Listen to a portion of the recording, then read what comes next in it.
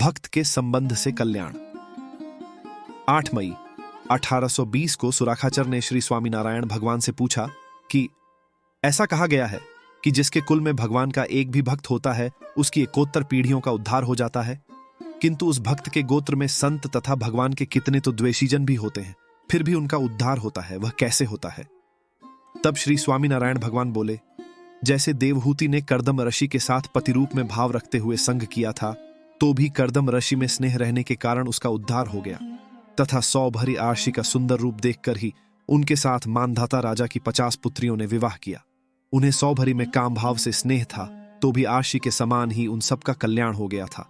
उसी प्रकार जिसके कुल में भक्त उत्पन्न होता है, उसके समस्त कुटुंबीजन ऐसा समझते हैं कि हमारा यह बड़ा भाग्य है कि हमारे कुल में भगवान का भक्त हुआ है। इस प्रकार भक्त का महात्म्य समझकर स्नेह रखेगा तो उन सभी कुटुंबीजनों का कल्याण हो जाएगा।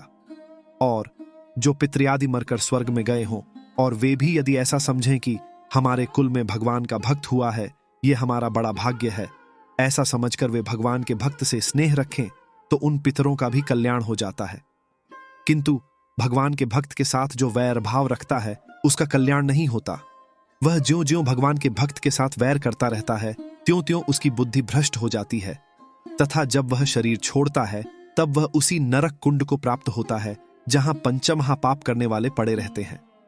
इसलिए भगवान के भक्त से स्नेह रखने वालों का कल्याण ही होता है, भले ही वे संबंधी हों या अन्य जन, सभी का कल्याण होता है। जय श्री स्वामीनारायण।